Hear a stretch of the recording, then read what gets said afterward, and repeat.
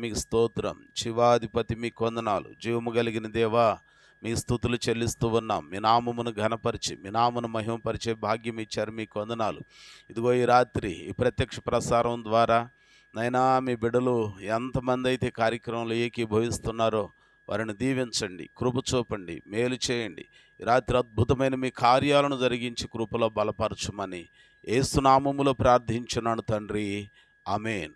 మంచిది. క్రీస్తునందు మిక్కిలి ప్రియమైన వారలారా, ఈ రాత్రికాల సమయంలో ప్రభు యొక్క కృపాభాగ్యాన్ని బట్టి, దేవుని యొక్క దయా సంకల్పాన్ని బట్టి అనేక దినాల తదుపరి ఈ రీతిగా దేవుని పిల్లలయ్యున్న మీ మధ్యలోనికి ఈ ప్రత్యక్ష ప్రసారం ద్వారా రావటానికి ప్రభు కృప చూపించి ఉన్నారు. మరి గత దినాలన్నింటిలో దేవాతి దేవుడు మిమ్ముని, నన్ను, మనల్ని భద్రంగా క్షేమంగా కాపాడి ఉన్నారు. దేవుడు గత కాలమంతా తన కృపచేత మనల్ని సజీవులుగా భద్రంగా కాపాడి ఉన్నారు.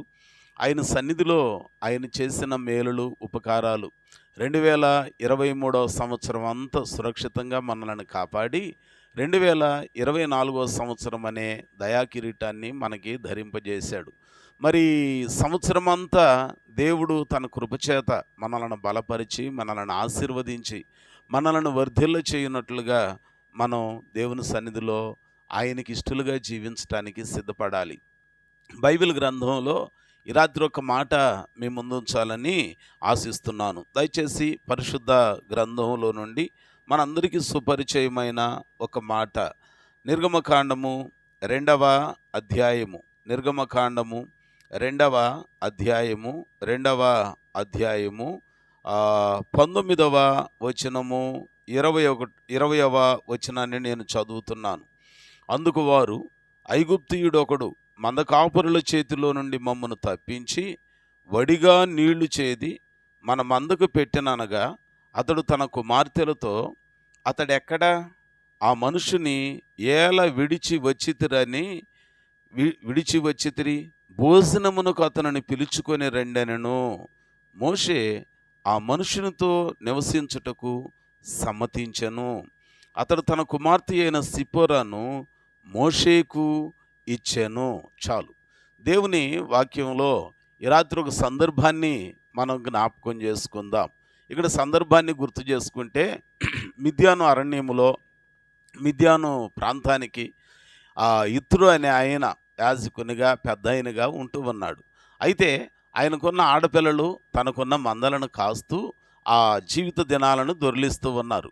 ఎప్పుడు చూసినా ఆ మందలను కాస్తున్న తన కుమార్తెలండి ఇంటికి ఆలస్యంగా రావటం జరిగేది.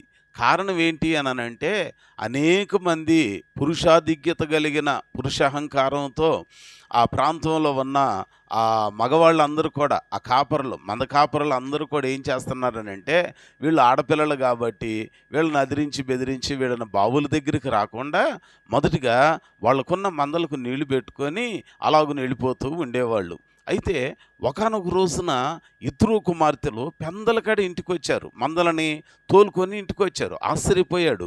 ఆ పెద్ద మనిషి అడుగుతున్నాడంట, అమ్మా ఏంటి ఈరోజు ఇంత పెందలకాడ వచ్చారు, ఇంత ఆశ్చర్యంగా ఉంది, ఎప్పుడు మీరు చీకటి పడ్డ తర్వాత బాగా ఆలస్యమైన తర్వాత వస్తూ ఉంటారు, మరి ఏంటి ఈ రోజున ఇంత పెందలకాడ వచ్చారు అని అంటే, అప్పుడు వాళ్ళు ఏం చెప్తున్నారు అని అంటే వాళ్ళ తండ్రితో, అయ్యా ఈ రోజున మేము ఇంత పెందలకాడ ఇల్లు చేరటానికి, మందలను తోలుకు రావటానికి గల కారణం ఏంటనంటే, ఆ పురుషులందరూ మమ్మల్ని బెదిరించి ముందు వాళ్ళ మందలకి నీళ్లు పెట్టుకోవటం పరిపాటి.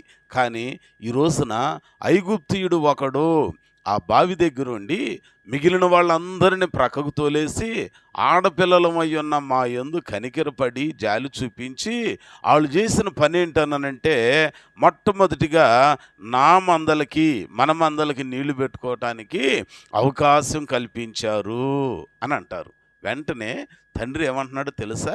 ఆ ఇత్తుడు అని ఆయన, ఆ పెద్ద మనిషి, ఆ పెద్ద మనసు కలిగిన ఆయన ఏమంటున్నాడో తెలుసా? అవునా, వాళ్ళ చేతుల్లో నుంచి మిమ్మల్ని విడిపించి మీకు ఇంత ఉపకారం చేశాడా, ఇంత మేలు చేశాడా, ఇంత సహాయం చేశాడా? అతడేడి, అతడెక్కడ, ఏలా మీరు అతనిని విడిచి వచ్చితిరి. ఎంత బాగుంటుందో ఆ మాట చూడండి. 20వ వచనంలో అంటున్నాడు, అతడు తన కుమార్తెలతో అతడెక్కడ ఆ మనుషుని ఏల విడిచి వచ్చి తిరిగి భోజనమునకు అతనిని పిలుచుకొని రండేనను. మోషే ఆ మనుషునితో నివసించుటకు సమ్మతించాడు. దేవుని జనాంగమా, మన జీవితంలో మన బ్రతుకులో కూడా 2023 సంవత్సరం అనే బావి దగ్గర అనేక మంది బలత్కారులు రోగాలనో, వ్యాధులనో, ఇబ్బందులనో, ఇక్కట్లనో అనేక రీతులుగా మనల్ని కష్టపెట్టి, బాధపెట్టి, అదిరించి, బెదిరించారు. కానీ మన ప్రభువు అయిన యేసుక్రీస్తు వారు మిమ్మును నన్ను ప్రేమించి మన జీవితంలో మనల్ని అనేక రీతులుగా భయానకమైన పరిస్థితులకు గురి చేసిన వాళ్ళందరినీ, రోగాలని, వ్యాధులని, కష్టాలని, నిందలని, నిట్టూర్పులని అన్నింటినీ లయపరిచి ఆయన మనకి క్షేమాన్ని ప్రసాదించాడు. యేసు ప్రభు మనకు మేలు చేశాడు. ఈ దేవుడు మనకి ఉపకారం చేశాడు. మరి ఎంత ఉపకారం చేసినా ఆ ప్రభువుని మన జీవితాలలోనికి చేర్చుకోగలిగామా? మన హృదయాలలోనికి చేర్చుకోగలిగామా? ఎంత మంచి మాట అండి. ఆ ఇత్రు అని ఆయన అంటున్నాడు, అతడేడి ఏల అతనిని విడిచి వచ్చి తిరి. అయ్యా, మేలు చేశాడని చెప్తున్నారు, కానీ మేలు చేసిన ఆయనని ఏల విడిచి వచ్చి తిరి, ఏల మీరు అతనిని వదిలిపెట్టి వచ్చారు? ఎంత మేలు చేశాడు కదా, ఇంత ఉపకారం చేశాడు కదా, ఆయనని మీరేల విడిచి వచ్చితురని జ్ఞాపకం చేస్తూ ఉన్నాడు. దేవుని జనాంగమా, ఈ రాత్రికాల సమయంలో ఈ ప్రత్యక్ష ప్రసారం ద్వారా ఈ మాటలు వింటున్న మన జీవితంలో 2023 సంవత్సరంలో అనేక మంది యొక్క సమస్యల నుంచి, ఇరుకుల నుంచి, ఇబ్బందుల నుంచి మిమ్మును విడిపించాడు, నన్ను విడిపించాడు. తన కృపచేత మనల్ని సజీవుల లెక్కలో ఉంచాడండి. ఆయన మనకు మేలు చేశాడండి. ఈ దేవుడు మనకు ఉపకారం చేశాడండి. ఉపకారం చేసిన ఈ దేవుని సన్నిధిలో ఆ దేవునిని మనం చేర్చుకోగలుగుతున్నామా? లేకుంటే అలాగున మేలు చేసిన ఆయనని అక్కడి వరకే వదిలిపెట్టి రాగలుగుతున్నామా? ఇత్రో కుమార్తెలు ఉపకారం పొందుకున్నారుగా మోషే భక్తుని ద్వారా. ఇత్రో బిడ్డలు ఆయన ద్వారా మేలు పొందుకొని, ఉపకారం పొందుకొని అలాగున వెళ్ళిపోతే పెద్ద మనసు కలిగిన ఆయన అంటున్నాడు, కృతజ్ఞతా బుద్ధి కలిగిన ఆయన అంటున్నాడు, అతడేడి ఏల మీరు అతనిని విడిచి వచ్చేదిరి, భోజనానికి పిలవండి, మన ఇంటికి రప్పించండి, ఆహ్వానించండి అని అంటున్నాడంట. మన జీవితంలో కూడా కాస్తంత ఆలోచన చేస్తే మేలు చేసిన వాళ్ళని, ఉపకారం చేసిన వాళ్ళని మనం మర్చిపోతున్నామేమో. ఉపకారం చేసిన వాళ్ళకి ప్రతి ఉపకారం చేయకపోగా అపకారం ఏమన్నా తలపెడుతున్నావా? మేలు పొందుకొని కాస్త ఆపదల నుంచి అద్దరికి వెళ్ళిన తర్వాత ఎగతాళి చేస్తున్నావా? హేళన చేస్తున్నావా? ఉపకారం చేసిన వాళ్ళకి అపకారం చేయటానికి సిద్ధపడుతున్నావా? మనకు మేలు చేసిన దేవునిని మర్చిపోతున్నామా? విడిచిపెడుతున్నామా? లేక మన హృదయం అనే ఇంటి దాకా చేర్చుకోగలుగుతున్నావా? నువ్వు చేర్చుకోవటానికి ఇష్టపడితే, నీవు ఆయనని ఆహ్వానించి ఆయనను చేర్చుకోవటానికి ఇష్టపడితే ఆయన నీతో ఉండటానికి సమ్మతిస్తాడు.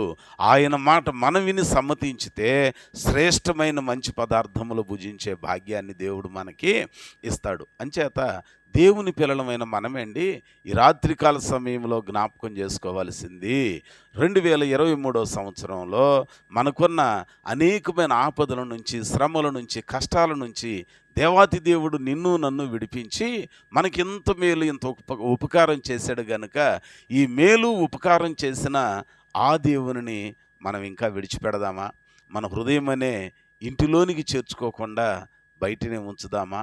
ఎందాక మనం ఆయనని బయట ఉంచుదాం. అందుకనే ప్రకటన గ్రంథంలో 3వ అధ్యాయములు అంటాడు, 20-21 వచనాలలో, ఇదిగో నేను తలుపు నద్దు నుండి తట్టుచున్నాను, ఎవడైనను నా స్వరం విని తలుపు తెరిచిన ఎడల నేను వానిలోనికి వచ్చి వానితో నేనును నాతో వాడును కలిసి భోజనము చేయుదుము అని అంటున్నాడు. ఎంత గొప్ప భాగ్యం అండి.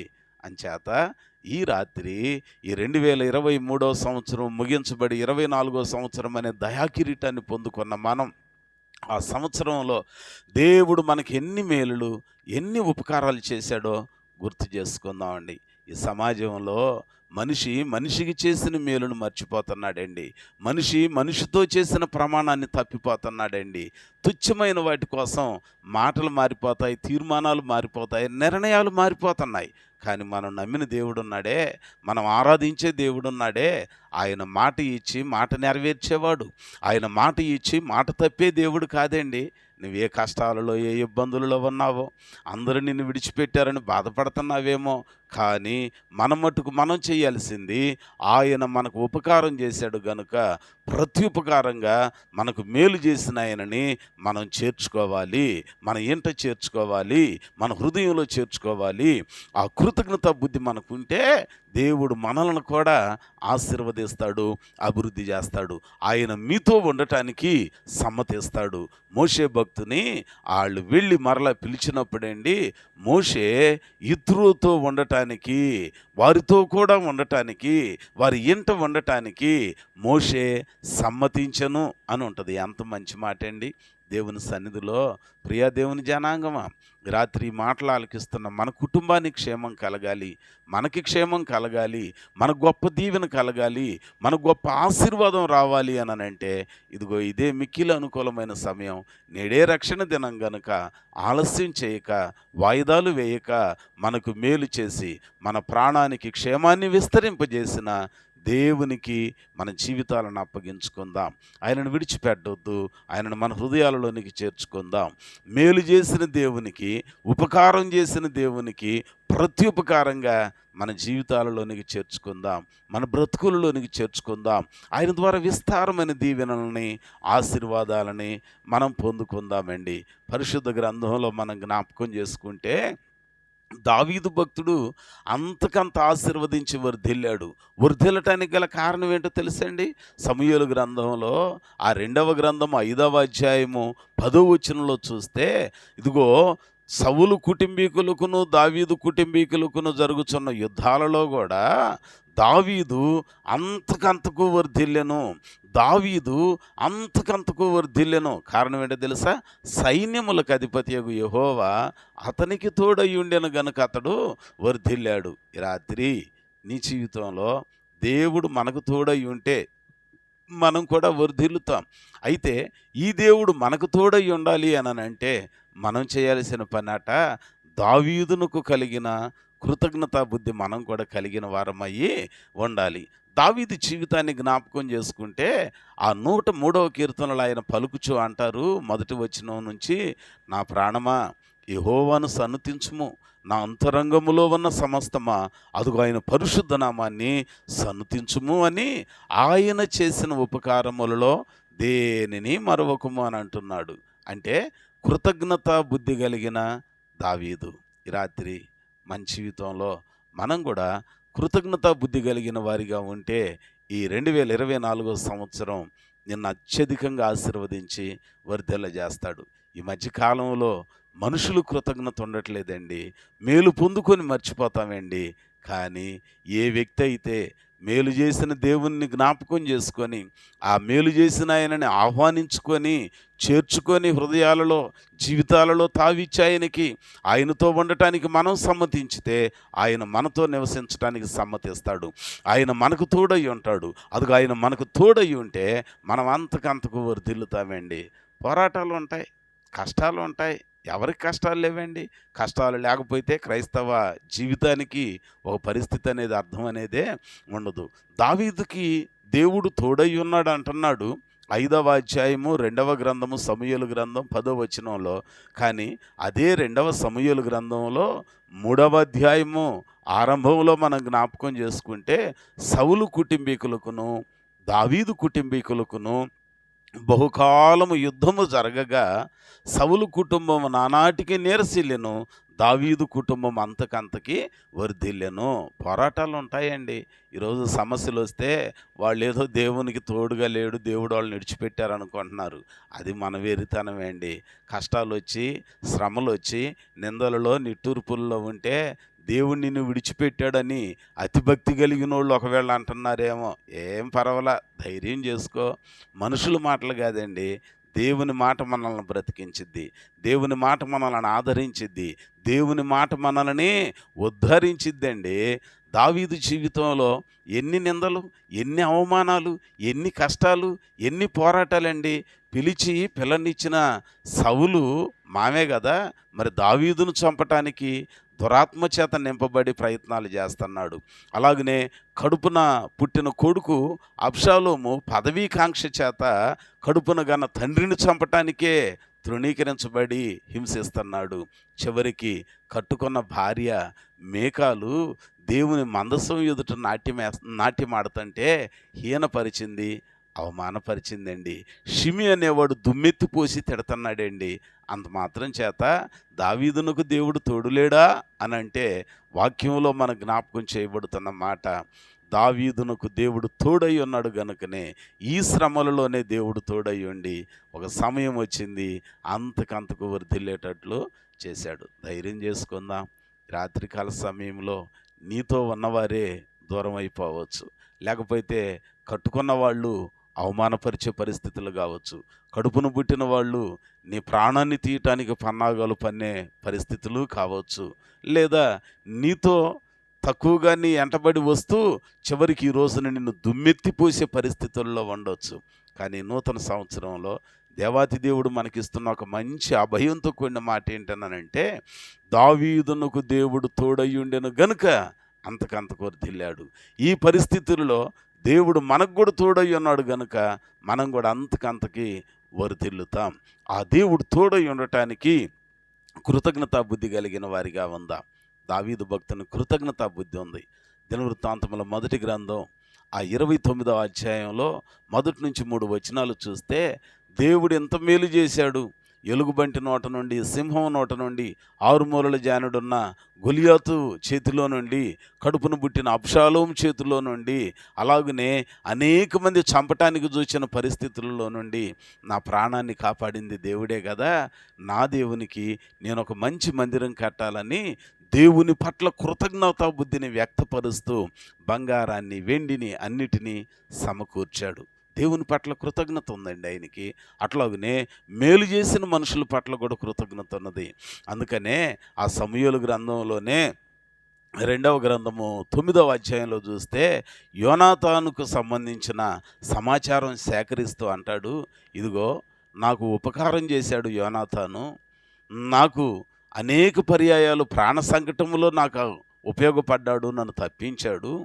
ఇప్పుడు ఆ మేలు చేసిన యోనాతానుకు తిరిగి మేలు చేయటానికి, ఉపకారం చేసిన యోనాతానుకు ప్రతి ఉపకారం చేయటానికి ఆయన చనిపోయాడు. ఎవరన్నా మిగిలారా ఆ రుణం తీర్చుకోవటానికి అని అంటే ప్రక్కనున్న వాళ్ళు చెప్తున్నారట, అయ్యా సౌలుకు మనవడు, నీకు అమితమైన స్నేహితుడైన యోనాతానుకు కుమారుడు మెఫీబోషెత్ అనేవాడు ఒకడున్నాడు. ఉన్నాడా? ఎక్కడున్నాడు? అయ్యా సౌలు కాలంలో వాళ్ళ ఇంటిలో పాలేరుగా పనిచేస్తున్న వాడి ఇంటి ముంగిట ఎంగిలి మెతుకులు తింటూ జీవితాన్ని సాగిస్తున్నాడు. వాడు 2 కాళ్ళు లేని అవిటివాడయ్యా అని అంటే రాజైన దావీదు వెంటనే మెఫీబోషెతును పిలిపించుకొని తన భోజనపు బల యొద్దనే బ్రతుకు కాలం అంతా భోజనం చేయమని నిర్ణయాన్ని అలాగున జారీ చేశాడు. అంతటితోనే కాకుండా అతని ఆస్తిని ఎవరైతే కబ్జా చేసి ఆక్రమించుకున్నారో వాళ్ళందరి చేతులలో నుంచి విడిపించి తనకి అప్పగించాడు. ఎంత గొప్ప కృతజ్ఞత అండి. ఈ రాత్రి మన జీవితంలో మనల్ని మనం స్వపరీక్ష చేసుకుంటే దేవుని పట్ల కృతజ్ఞత చూపించేవాళ్ళుగా ఉంటున్నాం, కానీ మనకు ఉపకారం చేసిన మనిషికి అపకారం చేసేవాళ్ళం ఎక్కువ అవుతున్నాం. దయచేసి ఈ దేవుడు మనకు తోడై ఉండాలనంటే మన ప్రార్థన యాచనలే కాదు, దేవుని కానుకలు అర్పించితేనే కాదట, ఆ ఉపకారం చేసిన వాళ్ళకి ఉపకారం చేయకపోయినా పర్వాలేదు, కానీ అపకారం మాత్రం చేయకూడదు. దావీదు భక్తునికి ఉపకారం చేసిన మనుషులకి తిరిగి ప్రత్యుపకారం చేస్తున్నాడు. అందుకే దేవుడు ఆయనకు తోడై ఉండి ఆశీర్వదించాడు.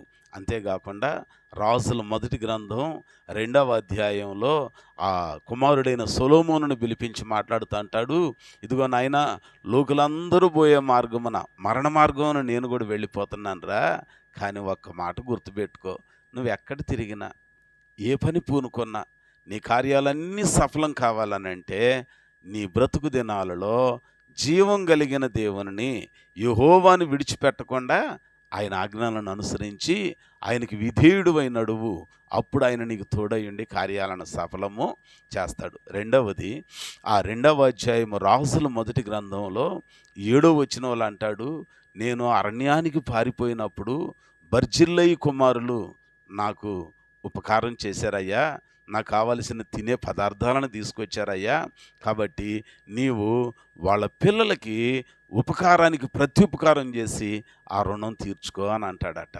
ఆ కృతజ్ఞతా బుద్ధి దావీదును ఆశీర్వదించడానికి ఉపయోగపడింది. ఈ రాత్రి మాటలు వింటున్న ప్రియ దేవుని జనాంగమా, వయసులో పెద్దలైన తల్లి తండ్రి, దేవుని వాక్యం మన జ్ఞాపకం చేస్తుంది. కృతజ్ఞతా బుద్ధి కలిగిన వారిగా ఉందాం.